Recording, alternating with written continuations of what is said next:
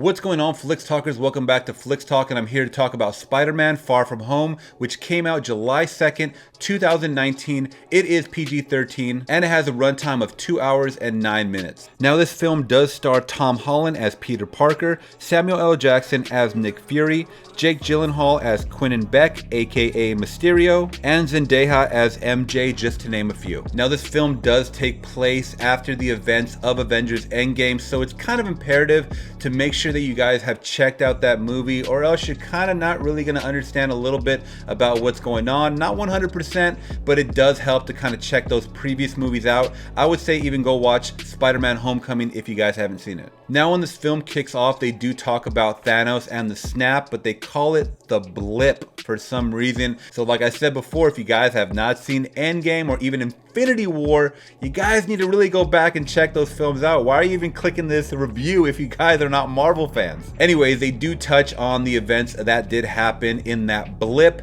and they kind of explain that when those characters came back, 5 years had already passed, but they had remained the same age. Now, it gets a little convoluted when it comes to the snap or the blip, guys, because I really didn't understand how Peter Parker, who we did lose in Endgame at age 15, comes back, still is age 16, but has not aged. Yet some of the characters came back in this movie and they're 21 and they look 21.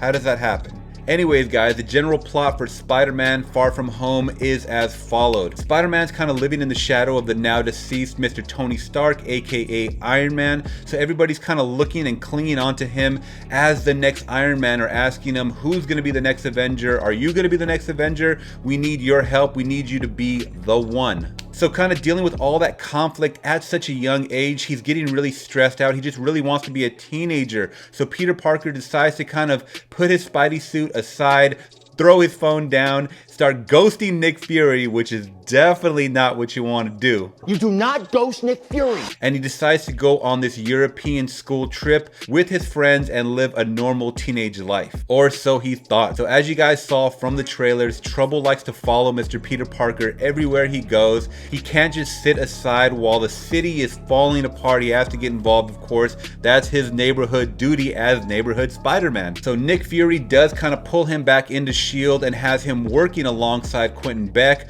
who they coin Mysterio. Mysterio lets Peter Parker know that these creatures that are invading our planet are called the Elementals, and they will stop at nothing until they destroy the planet. So that's pretty much our central plot of this movie, guys. We have a team-up movie between Spider-Man and Mysterio, at least for the most part. I won't get into spoilers, guys, but yeah, that's what ends up happening in this film. Alright, guys, so my likes for this movie is, I felt like the pacing was actually pretty good. I had a lot of reviewers that I had watched or heard talk about that the first part of the movie was really slow, but if you actually time it, guys, it's only about 15 minutes until things start actually happening with the Elementals, and I thought it was visually really amazing. I mean, I haven't seen CGI this good since the last Avengers movie or on Thanos, and it was actually really cool seeing the whole mechanics behind Mysterio, because his suit is very intricate, guys, and he has a really amazing story. So it was really cool seeing him on screen.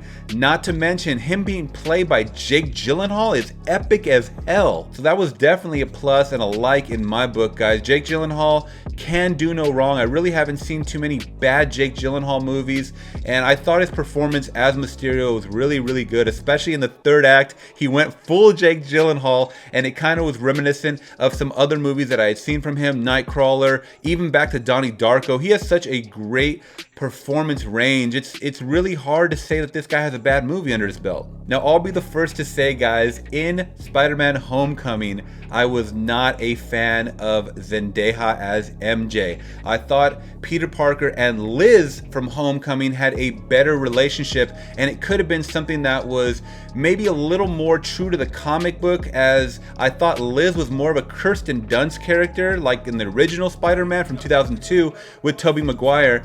But I understand they wanted to flip it a little bit, and they're changing things around, of course, you know, different kind of castmates, the way they look, the way they sound, the way they act, and that's totally fine.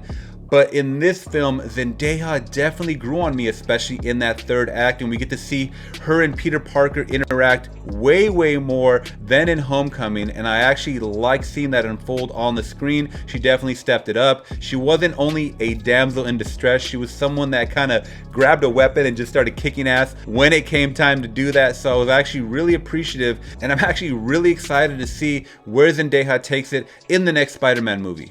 Alright, so another positive and like of this film was all the action scenes. I mean, it does take place in a lot of the European areas, so it was really cool seeing all of that around, whether they're traveling in the water taxis. That was really beautiful to see. You have just aesthetically pleasing to the eye scenery in this movie, guys. I mean, to some of even the smallest carnivals, everything looks very lively and fun. You guys have to realize the Spider-Man films are going to be always targeted more to that teenager demographic. So you're going to get the development of the young characters, and it's going to be like a teenage coming of age movie, guys, which is totally fine. I just felt like it was already kind of done in Homecoming, so why did we need to see it again?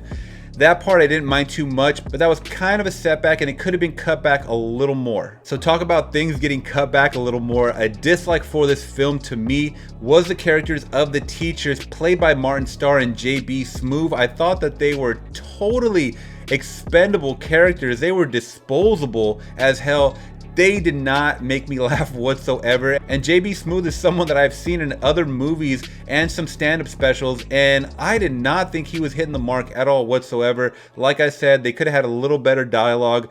I understand for a younger audience, it's kind of like the humor is a little different, so maybe that's for them and that's totally not for me. But I just felt like their scenes could have been cut back so much. They just kind of played the dumb, dim-witted Three Stooges type of characters in this movie. So without getting into any spoilers, guys, there is another villain in this film besides the Elementals. I will just say that. And there's a lot of conflict going on in the third act of the movie that was very reminiscent to me of Spider-Man 2002 with Tobey Maguire. When Spider-Man fought the Green Goblin, I'll just say that when Spider-Man's getting his ass kicked, there's a lot of that going on towards the end of Far From Home, and I actually really like seeing Spider-Man take a couple of licks, because that's what it really takes to be a superhero. Not just kicking ass constantly like Captain Marvel. You got to be able to take some punches like Tony Stark, like Captain America, like Thor, like every other superhero, guys. We need to see more of that because it shows that it's not really one-sided. There are crazy situations and dangers at hand that can destroy our most dearest superheroes. All in all, guys, I had an extremely fun time with Far From Home, probably a better time than I had with Homecoming, and it was cool seeing those events, like I said, unfold after Avengers Endgame. So that being said, I gotta give Spider-Man Far From Home a solid 4.9 out of 5, saying if some of the humor and some of those disposable scenes could have been trimmed back 30 seconds, even a minute, I would have gave this a solid 5 out of 5, saying go see it as soon as you guys can, twice, maybe even 3 times if you guys are real diehard fans, and definitely picking it up on Blu-ray and 4K when it does come out. Alright guys, did you see Spider-Man, or are you planning to wait to VOD and streaming? Let me know in the comments below all your thoughts on Spider-Man Far From Home without spoilers. Please be respectful. Spoiler culture will not be tolerated on this channel. And give this video a thumbs up if you did appreciate the content that I brought to you guys today, alright? Make sure you guys are hitting that subscribe and bell notification before you leave. Until next time, I'm gone. Peace.